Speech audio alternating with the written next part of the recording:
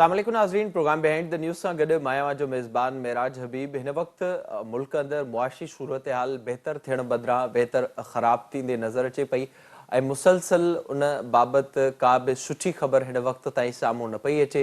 मुल्क जा reserves 6.7 billion dollars ताईं पहुता आहिनि, जेके बि पाकिस्तान जा पंहिंजा न आहिनि। उनखां अलावा एलसीस न खुलण करे कंटेनर हिन वक़्त बि पोर्ट ते मौजूदु आहिनि। मुल्क अंदरि महांगाई में मुसलसल इज़ाफ़ो थी रहियो आहे। आम माण्हू ते उनजो सभ खां वॾो असरु थी रहियो आहे ऐं उन सबबु रोज़ जे बुनियाद ते जेके वॾो तइदादु आहे मुल्क अंदरि उहो गुर्बत जे लकीर खां हेठि अची चुको आहे। ॿोॾि जी सूरत हाल खां पोइ बहितर मुल्की मईशत खे तमामु घणो नुक़सानु पहुतो आहे। हिकु ॿियो जेको मामिलो साम्हूं अचे पियो उहो अचे पियो अफ़गानिस्तान तरफ़ां ऐं अफ़गानिस्तान मां मुसलसल दहशतगर्दी पाकिस्तान में वधे पई।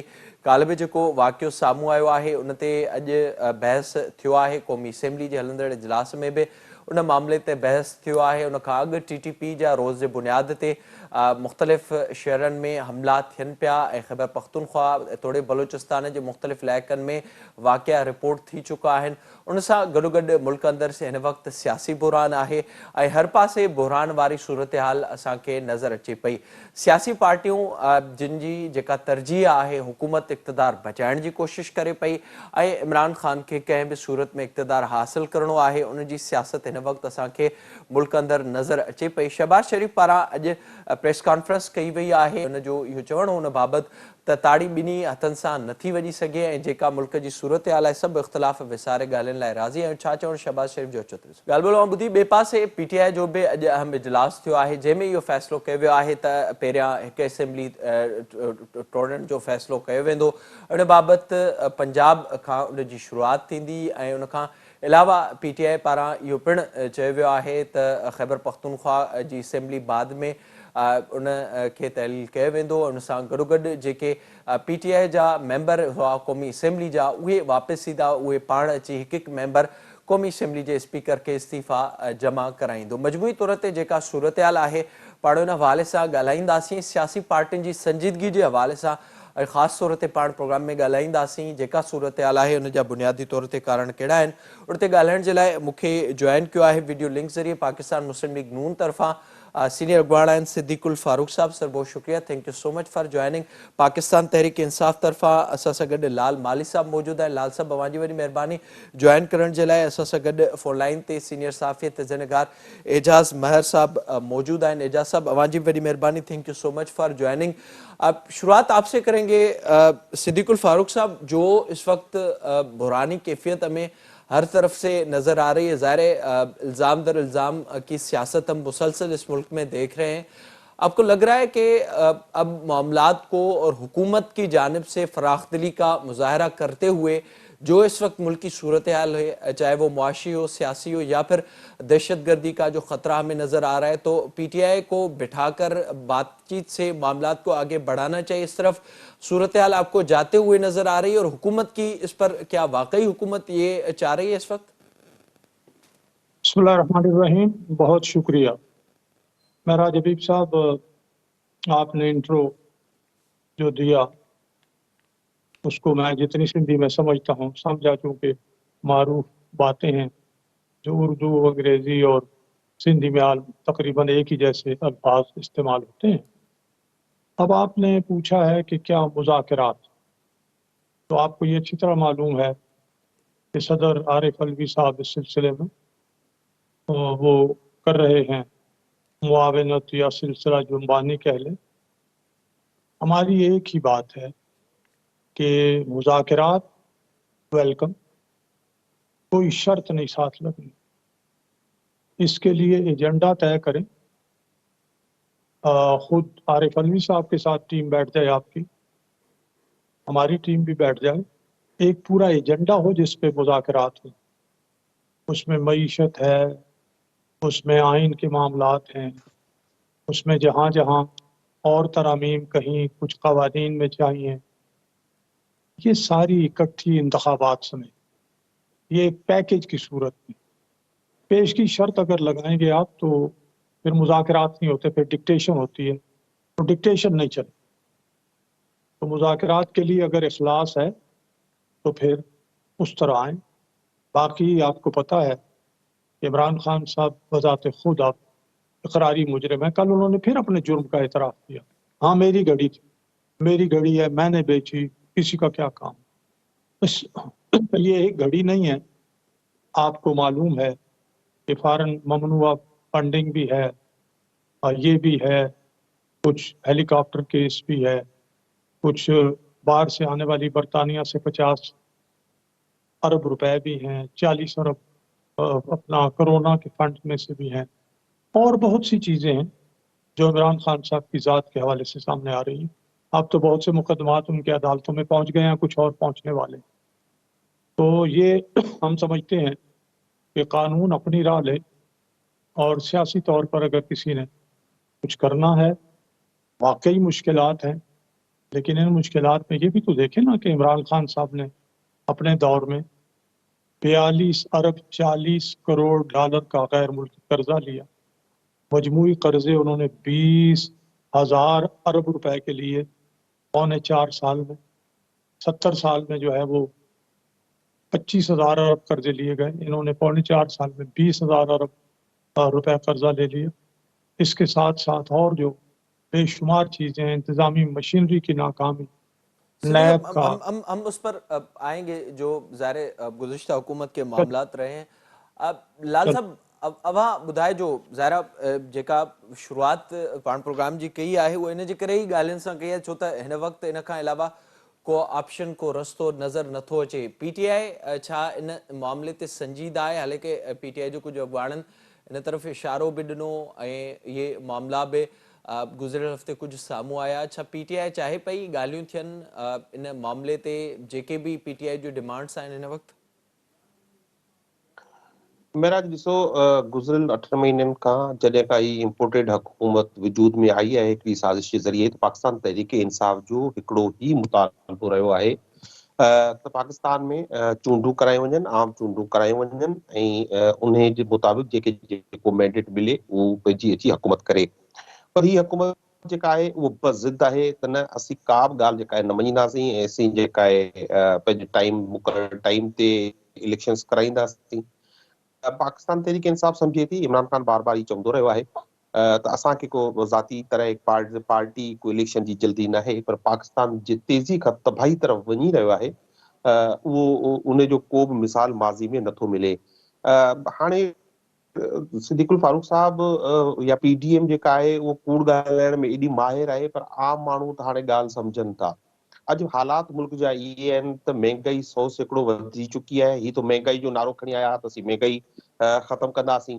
पोइ हू जेको चोरी जे इल्ज़ाम में हितां खां मुल्क मां भॻल हुयो इसाक डार साहब, हू मुल्क में आयो ऐं अची वॾा पोज़ हई त फौरी तौर ते डॉलर 200 खां हेठि हलियो वेंदो। अॼु मेराज इहो पोज़ीशन आहे त डॉलर मार्केट में अवेलेबल नाहे। जेकॾहिं ॿार को स्टूडेंट बि पढ़नि पिया, उन्हनि खे बि सख़्तु मुश्किलातूं थी वियूं आहिनि, उन्हनि लाइ डॉलर अवेलेबल नाहे। त पाकिस्तान में डॉलर 200 खां घटि करणु त छा, उहो बिल्कुलु ई गुम थी वियो आहे। ऐं जेको इम्पोर्ट यानी तमामु ज़रूरी इम्पोर्ट आहे, जेको दवाऊं आहिनि या जेको एडिबल या खाधे पीते जूं शयूं आहिनि, उन जा कंटेनर तव्हां पंहिंजे उन ज़िक्र तव्हां कयो आहे, त उहे सभु कंटेनर जेके आहिनि उहे पोर्ट ते फाथल आहिनि ऐं उहो अची कोन था सघनि, छाकाणि त LCs कोन थियूं लॻनि। त मुल्क हिकिड़ो त टेक्निकली त ॾिसो, अॼु जेको सभ खां वॾी ख़बर आई आहे इहा आई आहे त ही PDM जेको आहे चवंदो बेशर्मी जी हद थी हुजे त हिननि जेको पंहिंजा सिफारतखाना आहिनि पूरी दुनिया में, उन्हनि खे जेको उनजी बजट हूंदी आहे उहो रोके छॾी आहे। हाणे उहो बजट रुकण सां छा थियो आहे त उते यूटिलिटी बिल कोन था पे करे सघनि, उते मक़ामी जेके मुलाज़िम रखियल आहिनि सिफारतखाननि में उन्हनि खे पघारूं कोन थियूं मिलनि।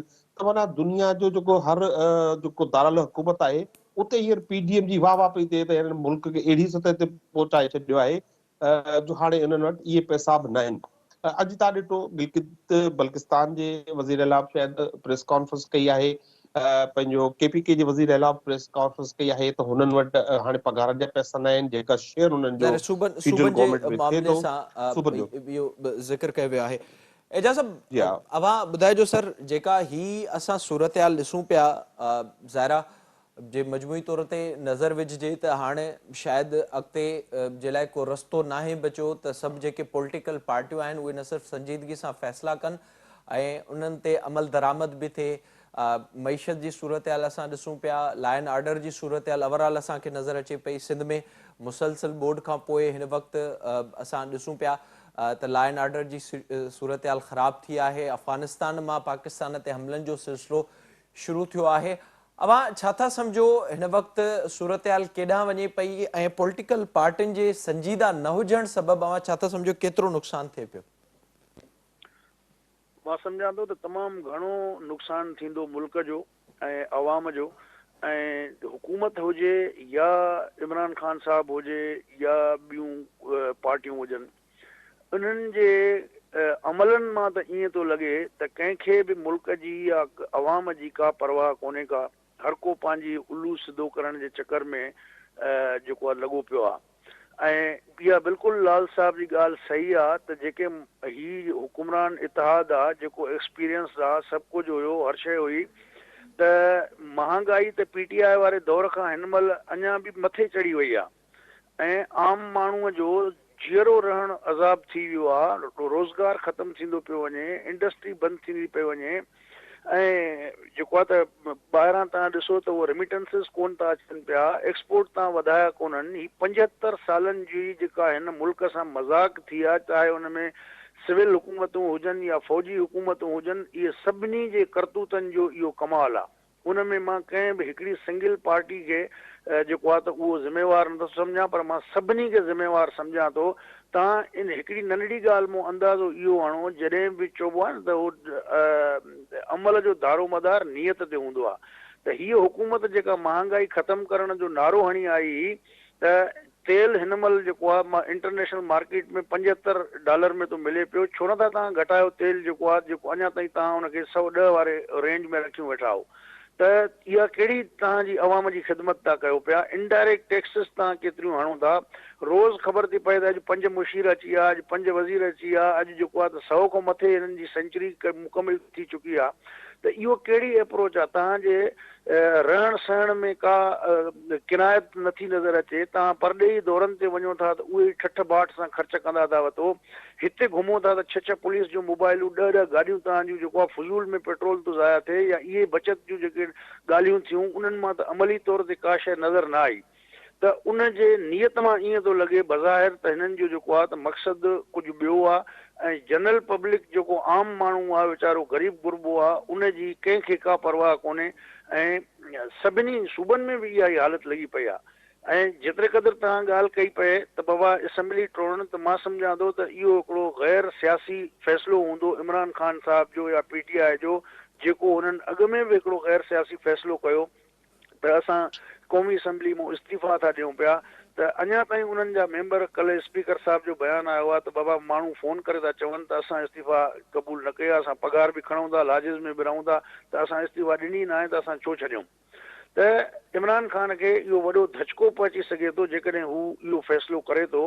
त मां सम्झां थो त पार्टी में जेको उहा स्ट्रेंथ मता हिन जी अञा वधीक कमज़ोर थिए ऐं इहो फ़ैसिलो को ज़ाहिर सियासी माण्हू जी महराज छा हूंदी आहे, मंज़िल जेको आहे आख़िरी मंज़िल पार्लियामेंट हूंदी आहे।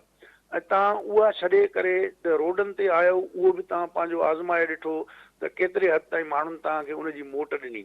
ऐं हिन महिल माण्हू वीचारा एतिरो परेशान आहिनि जो ज़हर खाइण जे लाइ कंहिं वटि कोन्हे को, त उहो तव्हां सां इन्हनि तहरीकुनि में तव्हांजे ज़ाती अनाउनि जी तस्कीन में छो बीहे? तो हिन हुकूमत ते जेको आहे वधीक मां सम्झां थो ज़िम्मेवारी लागू थिए थी त जेको उन्हनि जूं ॻाल्हियूं आहिनि, जेको उन्हनि जो अमल आहे, उन में वॾो तज़ाद आहे ऐं उहे अवामी भलाई वारा उपाउ जेके आहिनि उहे नज़र कोन था अचनि। नजर ग्राउंड पे हुआ सूरत हाल नथी अचे। सिद्दीक साहब, अब आप बताइएगा, जो ज़ाहिर है इस वक्त सूरत हाल है 8 माह की अगर कारकर्दगी पर नज़र डाली जाए, जो पहले PTI की एक सूरत हाल थी, उस पर हमने देखा महंगाई मार्च भी हुआ, पीपल्स पार्टी की जानिब से मुसलसल इस पर बातचीत होती रहे। फिर हमने देखा मिफ्ता इस्माइल साहब आए, उन्होंने कुछ फैसले किए जो मुश्किल फैसले थे। उसके बाद डार साहब आए, उन्होंने कहा कि हम 200 पर डॉलर को लाएंगे।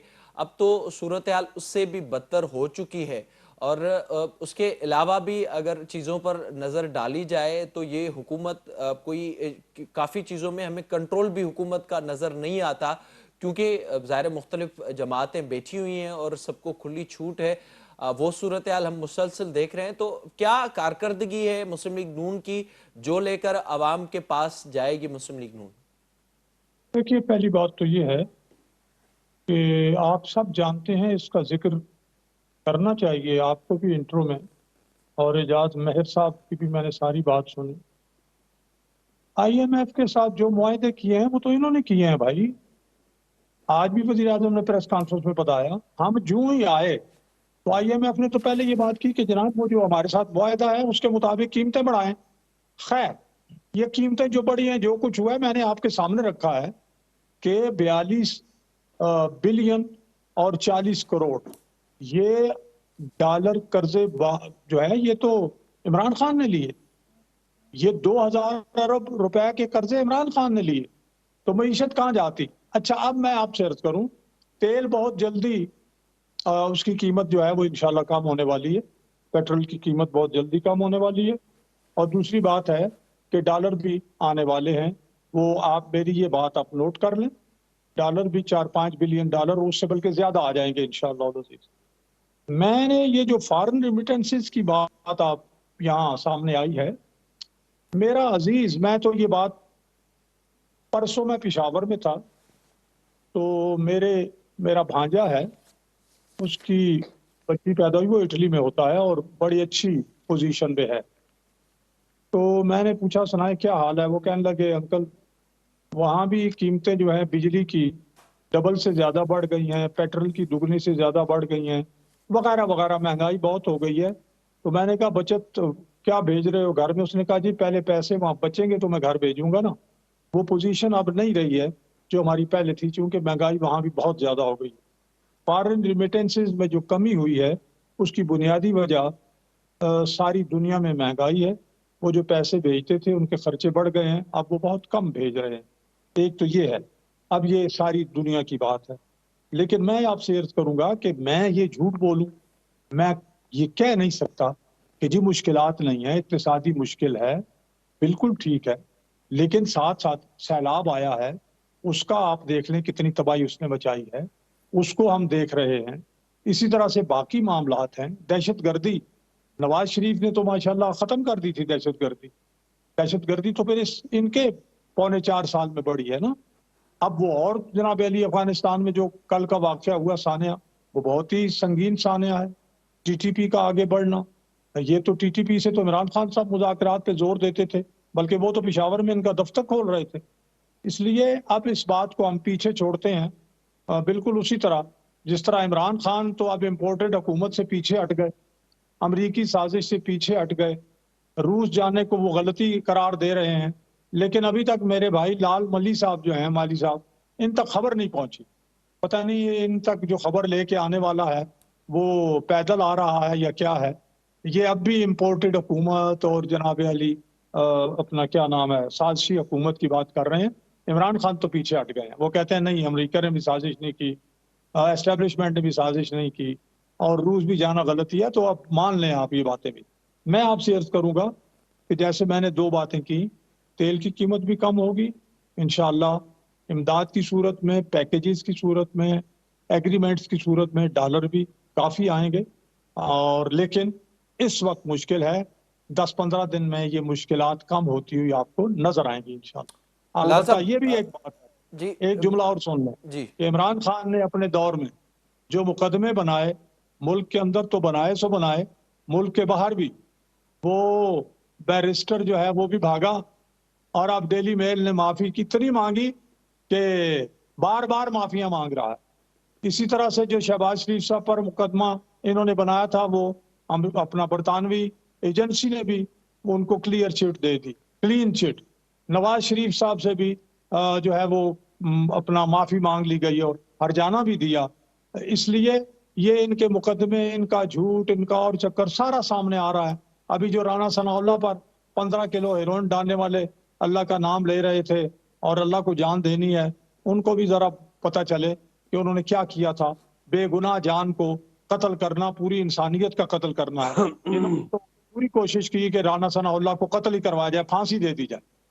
میں ودھیک ॻाल्हाईंदासीं، وقت ہے ایک بریک جو असां सां गॾु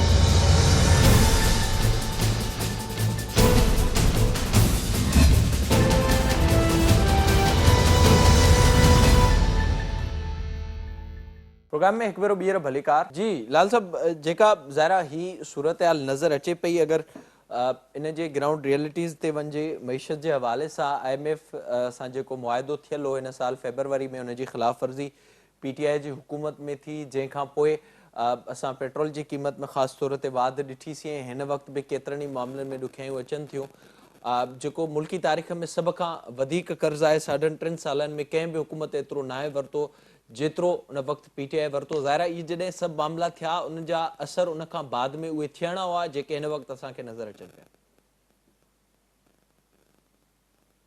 हाँ महराज जो सिद्दीकुल फारूक साहब जहिड़े नमूने खां क़ौम खे ख़ुशख़बरियूं ॿुधाए पियो ॿुधाइनि पिया त ईअं न शहबाज शरीफ़ फारूक सिद्दीक साहब जो इहो प्रोग्राम ॾिसनि ऐं सुभाणे इसाक डार खे हटाए ऐं खेनि मुक़ररु करण जो प्रोग्राम न ठाहे छॾियो छाकाणि एॾी वॾी ख़ुशख़बरी अञा शहबाज शरीफ़ इसाक डार में कोन ॾिनी आहे जेॾियूं वॾियूं ख़ुशख़बरियूं सिद्दीकुल फारूक साहब क़ौम खे ॿुधाए पियो अॼु हाणे ॻाल्हि इहा आहे त नून लीग जी कारकर्दगी छा आहे नून लीग जी कारकर्दगी गुज़िरियल 8 महीननि में इहा आहे त हिननि अचण सां ई पहिरीं जेको हिननि ते चोरी जा केसिस आहे जेको हिन मुल्क खे हिननि लुटियो आहे फुरियो आहे उहो चोरी जा केस हिननि माफ़ कराया नेब खे हिननि अमेंड करे छॾियो ऐं उन तहत हिननि जा केस माफ़ थींदा विया कोर्टुनि मां ऐं हाणे ही जेको अयाशूं कंदा वतन था 1100 अरब रुपए जी उहा का अमाउंट हुई महांगाई ॿीहर ते पहुची वई 100 सैकड़ो वधी चुकी आहे तेल पेट्रोल प्राइसिस उहो हिननि खे काफ़ी पहिरीं घटि करे छॾियूं हुयूं हिननि पेट्रोल घटि कोन कयूं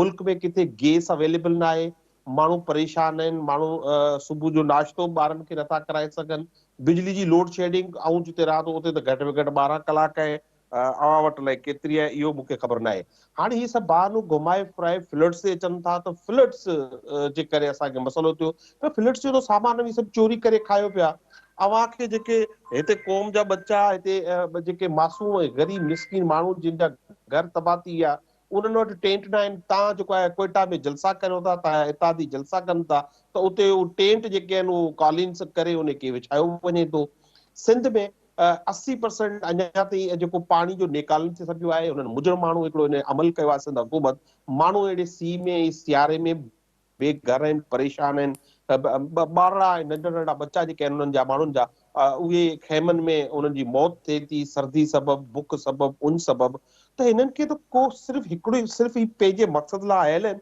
ऐं पंहिंजो ई मक़सद ई हल करणु चाहिनि था हाणे त IMF जी ॻाल्हि कई त ॾिसो IMF ते जो असां बिल्कुलु जेको असां एग्रीमेंट कयो हुयो उन एग्रीमेंट ते असीं क़ाइमु हुयासीं ऐं असां चयो पिए त भई असीं जेको आहे इहो 10 रुपया जेको पेट्रोल प्राइस घटि कयूं था असीं इनखे अकोमोडेट कंदासीं इनखे जेको रशिया खां असीं तेल उनखे इम्पोर्ट कंदासीं पोइ तव्हां ॾिठो हिन जो कूड़ जो हिकिड़ो जो बोतान बाज़ी नून लीग जी जारी थी हुई त न उतां इम्पोर्ट थी कोन थो सघे हू क्रूड ऑयल हिते ठही कोन थो सघे हिते साफ़ कोन थो थी सघे 100 हिननि ॻाल्हियूं कयूं नेठि अची उहो ई साम्हूं हाणे अची पाण ऐलान कयो अथनि त असीं जेको क्रूड ऑयल जेका आहे हाणे उतां खां वठूं था रशिया मां हाणे जॾहिं असां जॾहिं इहो सभु कुझु थियो पए महांगाई थी त क्रूड पेट्रोल जी प्राइस ही इंटरनेशनल मार्केट में $115 पर बैरल हुई हीअं $75 पर बैरल आहे इहो पैसा सभु केॾा विया असां जेके कर्ज़ा खयां हा उहो उनजी रीपेमेंट ही इन्हनि ते ई ख़र्चो कयो असांखे त हाणे असां ते करप्शन जो टोटल कोशिश कनि था त इमरान ख़ान खे करप्ट जे तौर ते ज़ाहिर कयो वञे हाणे उन जे लाइ हिकिड़ी घड़ी इस्तेमालु कयो 40 अरब 50 अरब 60 अरब करोड़नि अरबनि सां घटि नथा ॻाल्हाइनि त पोइ एॾा नाइल छो आहिनि हिननि वटि ॿिया बि केस अचणु घुरिजनि हा इमरान ख़ान ते हेॾी सारी कैबिनेट ऐं दावा करियां थो त PTI जी हुकूमत जेका आहे तारीख़ जी साफ़ सुथरी तरीन क्लीन नॉन करप्ट गवर्नमेंट थी ऐं हाणे ही जेके आहिनि हिननि त ईंदी त सैलाब उतां जा पैसा कैट चुकिया आहिनि सिद्दीकुल फारूक साहब खां वठंदुसि हुन खां जी पहिरीं जी जी एजाज़ साहब अवां सर ॿुधाइजो ही जेका सूरत हाल आहे ज़रा पॉलिटिकली सिद्दीकुल फारूक साहब जो ताल्लुक़ नून लीग सां आहे लाल माली साहब जो PTI सां आहे हू पंहिंजनि पार्टियुनि खे डिफेंड कनि पिया पर जे एनालिसिस कजे ग्राउंड ते जेका हिन वक़्तु सूरत हाल आहे ईंदड़ 3 खां 4 सालनि में तक़रीबन $70 अरब पाकिस्तान खे रीपेमेंट करणी आहे कर्ज़ जी मद में या उन जे मथां जेको इंट्रेस्ट आहे उन जी मद में हिन वक़्तु जेका सूरत हाल आहे मुल्क में का प्रोडक्शन आहे, रेमिटेंसिस घटि थी विया आहिनि, इम्पोर्ट हिन वक़्तु उन जे बिल जे लाइ पैसा न आहिनि ऐं इहा शइ वाज़िह आहे। भले ही सॼी सूरत हाल थिए, उनखां पोइ बि जेके चूंडूं थींदियूं त उनखां पोइ बि जेका हुकूमत ईंदी उन जे लाइ बि सूरत हाल ईअं ई ख़राबु रहंदी ऐं ईअं ई ख़तरनाक रहंदी। अगरि उन फ़ैसिला कया त पोइ कुझु अरसे बाद उहा सूरत हाल बहितर थी सघे थी। अवां छा था सम्झो हिन वक़्तु जॾहिं इस्टेब्लिशमेंट बि पाण खे न्यूट्रल करार ॾिए थी त पॉलिटिकल पार्टियुनि खे हिक पेज ते न अचणु घुरिजे ऐं चार्टर ऑफ इकोनॉमी उन समेत जेके मुख़्तलिफ़ मामला आहिनि उहे असेंबली जे फ्लोर ते PTI खे नून लीग खे गॾिजी वेही अॻिते जे लाइ हल करणु घुरिजनि, छो त हिन वक़्तु जेका मुल्क जी सूरत हाल आहे उहा इंतिहाई ख़तरनाक आहे। बिल्कुलु इंतिहाई ख़तरनाक आहे ऐं बसि ख़ुदा करे को अहिड़ो सान्यो न थिए। बाक़ी जेके अमल आहिनि ऐं जेको हुकूमतुनि जो रवैयो आहे या सियासी जमातुनि जो रवैयो आहे उहो को एॾो चङो कोन्हे। भई ॻाल्हियूं जॾहिं बि थींदियूं आहिनि धुरनि में, तव्हां केॾी बि जंग कयो, उनखे केतिरो बि अरसो मुखालफ़त कयो, सभु कुझु कयो, अल्टीमेटली उनजो हल निकिरंदो आहे ॻाल्हियुनि जे ज़रिए। ऐं उन जे लाइ इमरान ख़ान साहिबु त बज़ाहिर तयारु कोन्हे, उहो त चए आहिनि ई चोर, मां हिननि सां छो ॻाल्हायां। त जॾहिं ॻाल्हि हिते अची अटकी पवंदी या उहो ज़िद करे बीह रहंदो त बाबा जेसिताईं डेट न ॾींदो तेसिताईं मां ॻाल्हियूं न कंदुसि, त डेफिनेटली इहो को मसइलनि जो हल त नज़र नथो अचे। ऐं नई वरी उहो स्पिरिट थो नज़र अचे त बाबा हिन मुल्क क्राइसिस में आहे, इनखे कजे। जीअं मूं अॻु में बि ज़िक्र कयो त 75 सालनि खां वठी ज़रई मुल्क आहियूं यार, शर्म जहिड़ी ॻाल्हि आहे त असां अॼु बि कणिक ॿाहिरां था घुरायूं, दालियूं ॿाहिरां था घुरायूं, कप ॿाहिरां था घुरायूं। बांग्लादेश जिते कप थिए ई कोन थी, उहो टेक्सटाइल में असांखां वधीक एक्सपोर्ट में कमाए थो। त ही कहिड़ी असांजी अप्रोच आहे। अॼु ॾींहं ताईं खाजरू तेल तव्हां पंहिंजो पूरो नथा करे सघो जेको आहे, त उनजे लाइ तव्हां पाम ऑइल ॿाहिरों था घुरायो। तव्हां छो न हिते प्रोजेक्ट शुरू कया पाम ऑइल्स वग़ैरह जा, जेको तव्हां पंहिंजूं रिक्वायरमेंट्स पूरियूं करे सघो। अॼु बसर जेको आहे तव्हां ॿाहिरां था घुरायो पिया यार, 200 रुपया किलो बसर लॻा पिया आहिनि। सिंध जो बसर लहे थो, उहो को वठण लाइ तयारु कोन्हे। सिंध में टमाटर लहे थो, 10 रुपया किलो को मथे खणण लाइ तयारु कोन्हे। सुज़ुकी जो किरायो नथो निकिरे। त हीअ कहिड़ी गवर्नेंस आहे, कहिड़ी पॉलिसी आहे त तव्हां पंहिंजे ग्रोअर खे निधड़को करे मारियो था ऐं जेके शयूं थियनि थियूं उहो मार्केट मैकेनिज़म एतिरो किनो थी वियो आहे ऐं एतिरी दादागिरी, बदमाशी ऐं लाक़ानूनियत वारो माहौल थी वियो आहे जो हर शोबे में जेको आहे त माफ़िया वेठी आहे हिकिड़ी, ऐं उहे पंहिंजी मर्ज़ी सां सभु कुझु कनि था ऐं को जनरल पब्लिक जे हवाले सां को सोचण लाइ तयारु बि कोन्हे, त न को मैकेनिज़म जोड़ण जे लाइ तयारु आहिनि। ऐं अॻु में थोरो घणो जेको DC SP जो हूंदो हो भउ, उहो बि जनरल मुशर्रफ उन्हनि खे जेको आहे त उहो पंहिंजे जेको आर्मी फ्रेंडली फैमिलीज़ हुयूं उन्हनि खे पॉलिटिकली स्ट्रांग करण जे लाइ, इकनॉमिकली स्ट्रांग करण जे लाइ अहिड़ो निज़ाम मुतारिफ़ करायो जंहिं इन TS जेके हुया उन्हनि जो बेड़ो ॿोड़े छॾियो।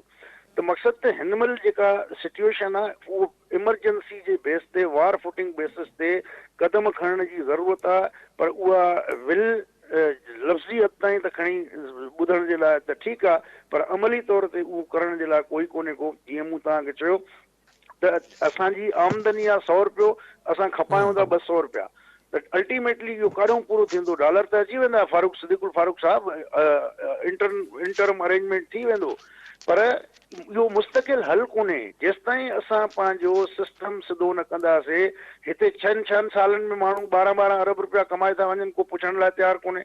त इहो रूल ऑफ लॉ जी जेको ॻाल्हि जेसिताईं तव्हां यकसानियत सां सभिनी ते न कंदो तेसिताईं न थींदो।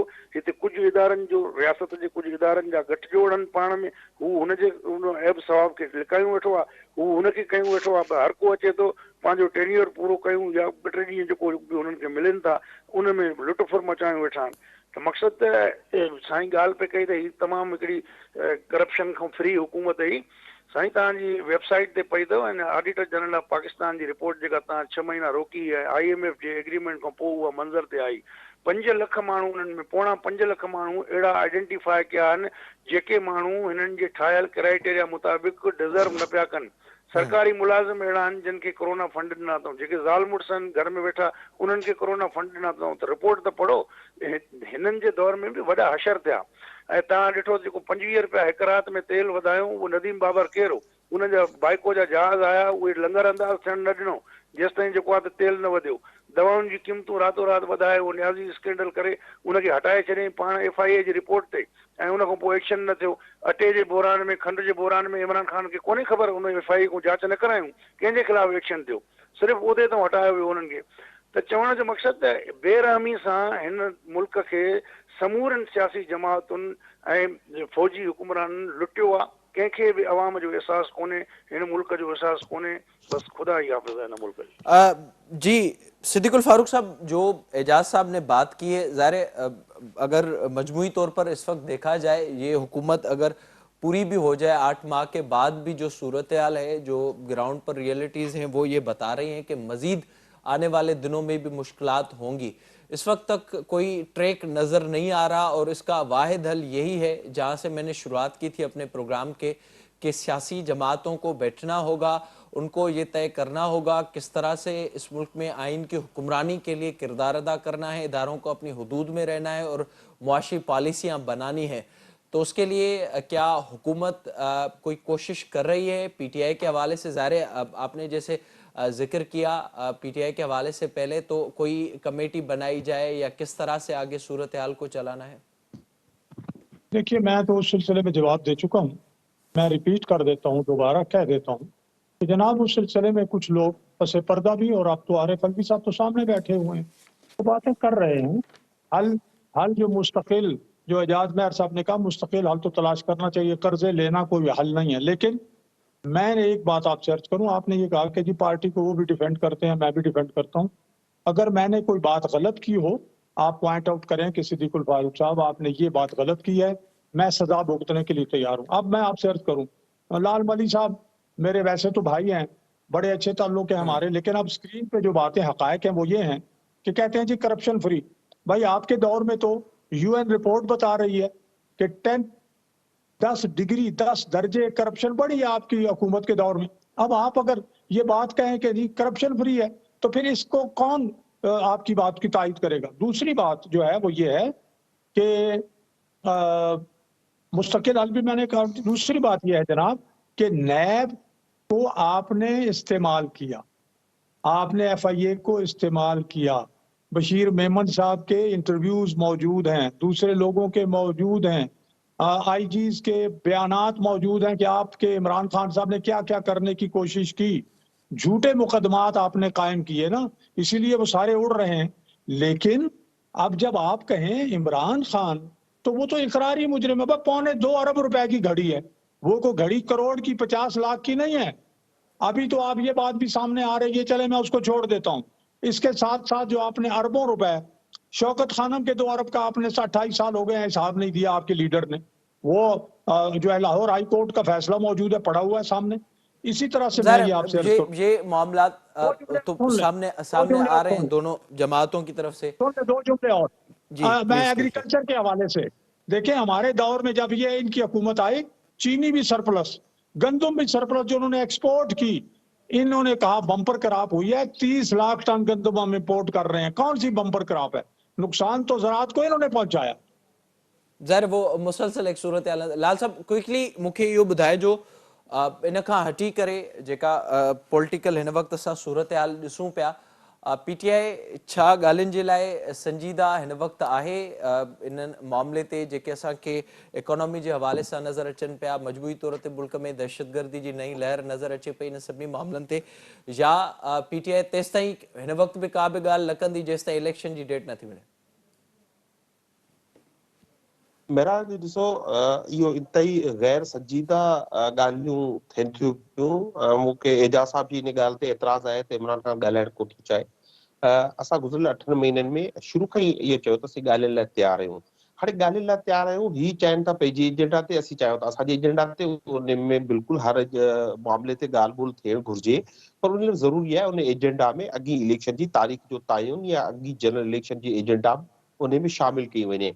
हाँ वो सिर्फ ये इन लाइ नथा कनि जेकॾहिं इलेक्शन 2 महीना या 3 महीना अर्ली करंदा। हिननि जी त हाणे आख़िरी दफ़ा जेको हुकूमत आयल आहे, हाणे त पीडीएम हुकूमत त न ठाहींदी, इहो हिननि खे कंफर्म आहे, इन करे इलेक्शंस में वञनि कोन था। ऐं हिन खां मोज़रत सां त असां को हिन ते केसिस कोन कया। हिननि ते सभ खां पहिरीं केस नवाज़ शरीफ़ ते आसिफ ज़रदारी करायो हुयो ऐं हिननि हिक ॿिए खे चोर चयो। ही जेको 14 जमायतूं आहिनि जेके हिक ॿिए खे चोर चवंदियूं रहियूं आहिनि, हिक ॿिए ते चोरी जा इल्ज़ाम हणंदियूं रहियूं आहिनि, हाणे हिक ॿिए खां भाकरू पाए हिक ॿिए खे चुमियूं ॾींदा वतंदा, इन में आवाम सम्झे थो त इहो मोहबत किथां पैदा थी आहे ऐं ही इलिजिटिमेट हुकूमत आहे, इलिजिटिमेट आहे।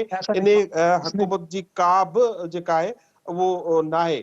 यही चवंदा इकरारी इकरारी पर इकरार इकरार यार बात तो सुने इकरारी मुलजिम तो डार साहब है डार साहब जेको आहे कोर्ट में मनी लॉन्ड्रिंग जो एतराफ़ कयो हुयो राइटिंग में बाद में फिरी वियो हलियो ही चोर ऐं मज़ेदार ॻाल्हि आहे जेको इश्तिहारी मुलजिम आहे जो लीडर मुल्क मां भॼी वियो ऐं मुल्क में अचण लाइ तयार कोन्हे NRO 2 वठे थो ज़रा वो छडियो अवांजी हुकूमत हुए उनके इमरान खान साहब पांजी वडी सियासी गलती करार ॾिनो इमरान खान चयो त उन बाबत उनके भी उन जी ख़बर हुई। वडी मेहरबानी लाल माली साहब एजाज महर साहब सिद्दीकुल फारूक साहब thank you so much for joining. जेका हिन वक्त सूरत हाल आहे जेके बहरान नज़र अचनि पिया मुआशी बहरान मुसलसल जंहिंमें इज़ाफ़ो थिए पियो पाकिस्तान के कर्ज़ वापस करण जे लाइ पैसा न आहिनि जेके मुल्क अंदर हिन वक्त पैसा पयल आहिनि उहे भी ॿियनि खां कर्ज़ वरितल आहिनि। हुकूमत जी तरजीह हिन वक्त इहा आहे त रीशेड्यूल करायो वञे जेको कर्ज़ वापस करणो आहे उनखे ऐं उन सां गॾोगॾु इमरान खान कंहिं बि सूरत में कंहिं बि बहरान में कंहिं बि सूरत हाल में चाहे पियो त इलेक्शन जी तारीख़ ॾिनी वञे हुकूमत खे इक़्तिदार बचाइणो आहे इमरान खान खे इक़्तिदार हासिल करणो आहे। मुल्क जी सूरत हाल हिन वक्त वधीक ख़तरनाक हद ताईं वेंदे नज़र अचे पई। इन प्रोग्राम जो पुॼाणे थो पहुतो पंहिंजे मेज़बान मेराज हबीब खे ॾींदा इजाज़त।